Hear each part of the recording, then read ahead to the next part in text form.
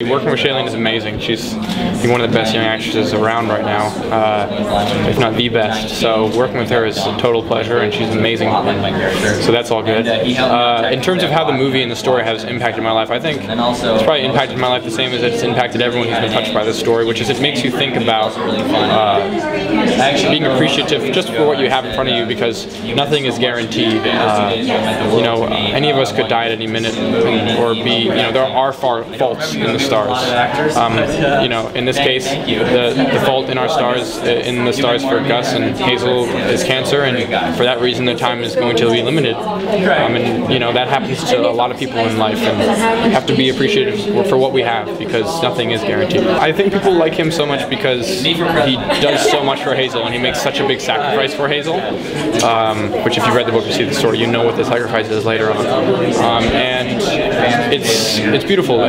People always love grand acts like that, and it's beautiful because Gus starts the story wanting to make a grand act for the world, and he wants the world to love him, but he later on becomes okay with just making a grand act for one person and having that deep love with one person, and that's just as important. In Divergent, you played Shailene's brother, obviously. Does that make it easier to play her on-screen lover in this film, or do you think it was a bit awkward? No, it made it easier, not because we actually played brother and sister, but because we were comfortable with each other and because we got to know each other, and we had an on-set demeanor already, and we became friends. So then when we went to Fault in Our Stars, we were friendly. We were very friendly. We were very close, and we were comfortable with each other.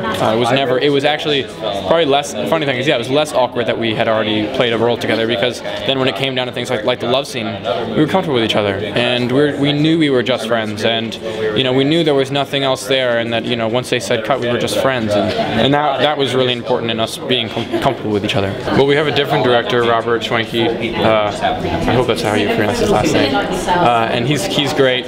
I think he wants to make a little bit of a darker film, more gritty. Caleb, obviously, in the second film has a much more prominent role, so that's going to be interesting for me. We're shooting that right now, and I think it's going to be cool.